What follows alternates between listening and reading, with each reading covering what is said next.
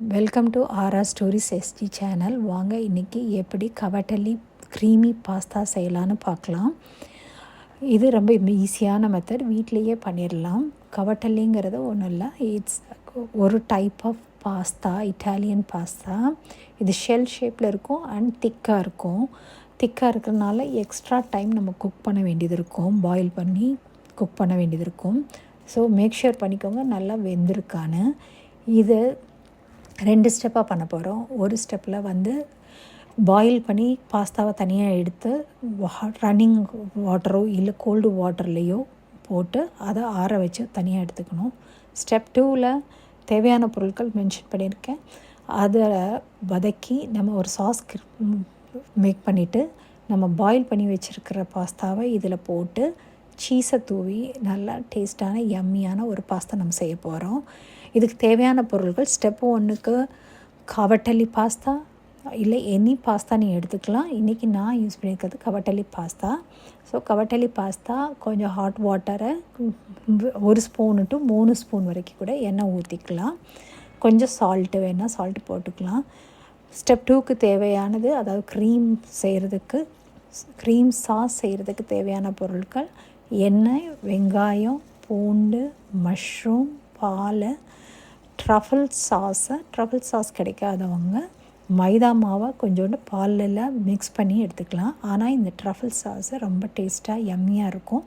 கிடைச்சதுன்னா கட்டாயம் ட்ரை பண்ணி பாருங்கள்.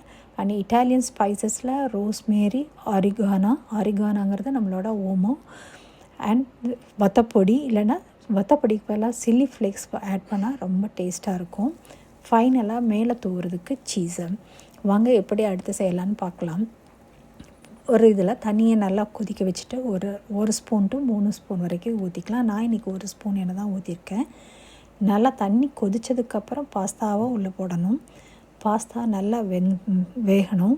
அது ஏற்கனவே நான் சொன்ன மாதிரி இது ரொம்ப திக்காக இருக்கும். ஸோ கொஞ்சம் டைம் எடுக்கும் வேகிறதுக்கு. ஸோ மீன் வாயில் நம்ம ஸ்டெப் 2க்கு தேவையான மஷ்ரூமை ரெடி பண்ண போகிறோம். ஸ்டெப் 2ல் மஷ்ரூமை ஆட் பண்ணுறதுக்கு முன்னாடி இங்கே கிடைக்கிற மஷ்ரூம் எல்லாம் கொஞ்சம் பிளாக்காக இருக்கும் உள்ள. ஸோ ஒரு மஷ்ரூமையும் 2ஆக கட் பண்ணிவிட்டு அதுக்குள்ளே ஸ்பூன் வச்சு பொறுமையாக க்ளீன் பண்ணிவிட்டு 4 or 5 டைம்ஸ் நல்லா தண்ணியில் வாஷ் பண்ணி எடுத்துக்குவேன். ஏன்னா இந்த மஷ்ரூமோட பிளாக் கலரை பாஸ்தாவில் பட்டுச்சுன்னா பாஸ்தாவோட கலர் சேஞ்ச் ஆகி அது வேறு மாதிரி ஆகிடும். ஸோ மோர் ஓவர் இது ஃபங்கஸ், ஸோ பெட்டர் நல்லா க்ளீன் பண்ணிக்கிறது. ஸோ இது இப்படி ஒன்றுனா பிளாக் கலர் ஃபங்கஸ் ரிமூவ் பண்ணி நல்லா 4 or 5 டைம்ஸ் வாஷ் பண்ணி எடுத்துக்கிட்டேன். மீன் வாயில் பாஸ்தா நல்லா வெந்துடுச்சு. பாஸ்தா சரியாக வேகலைன்னா திருப்பியும் கொஞ்சம் தண்ணியாக ஹாட் வாட்டர் இருந்ததுன்னா ஹாட் வாட்டரை ஊற்றுங்க, இல்லை பச்சை தண்ணி ஊற்றி பொறுமையாக வேக வச்சு எடுத்துக்கோங்க. முன்னாடியே சொன்ன மாதிரி பாயில் ஆகி நல்லா வெந்த பாஸ்தாவை கோல்டு வாட்டரில் ரெனிஷ் பண்ணி வடித்து எடுத்துக்கோங்க. இப்போ ஸ்டெப் 1 ஓவர். ஸோ ஸ்டெப் 2ல் நல்லா ஆனியனையும் கார்லிக்கும் ஃபைனாக சாப் பண்ணி எடுத்துக்கிட்டு 1 to 3 ஸ்பூன் எண்ணெய் விட்டு தான் வெங்காயத்தையும் கார்லிக்கையும் வதக்கணும். நிறைய வதக்கினா டேஸ்ட்டு மாறிடும். இப்போ அடுத்தது நம்ம கழுவி வச்சுருக்கிற மஷ்ரூமை ஆட் பண்ணணும். மஷ்ரூமுக்கு தேவையான உப்பு போட்டு மூடி வச்சு வேக வைக்கணும். வெந்தால் போதும். முழுசாக வெந்ததுன்னா மஷ்ரூமோட டேஸ்ட்டு டோட்டலாக சேஞ்ச் ஆயிரும். ஸோ வந்ததும் நம்ம க்ரீமுக்கு தேவையான எல்லாத்தையும் ஒன்றா போட போகிறோம். க்ரீமுக்கு தேவையான முதல்ல பால், அதுக்கப்புறம்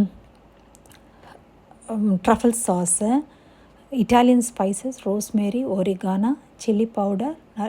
நம்ம முதல்ல சால்ட்டு கொஞ்சம் தான் போட்டிருக்கோம். ஸோ தேவையான சால்ட்டு போட்டு நல்லா கொதிக்க விடணும். இப்போ ஓரளவுக்கு க்ரீமியாக வரும்போது நம்ம ஏற்கனவே பாயில் பண்ணி வச்சுருக்க பாஸ்தாவை இதில் தூக்கி போட்டு நல்லா திருப்பி கிளறி விட்டு ஒரு 5 to 10 மினிட்ஸ் வச்சுருக்கணும். தண்ணி வேணும்னாலும் தண்ணி ஊற்றி கொஞ்சமாக தெளித்து விடுங்க. இப்போ ஃபைனலாக சீஸை மேலே தூவி சர்வ் பண்ணால் டேஸ்டியான யம்மியான பாஸ்தா வீட்டிலையே பண்ணலாம்.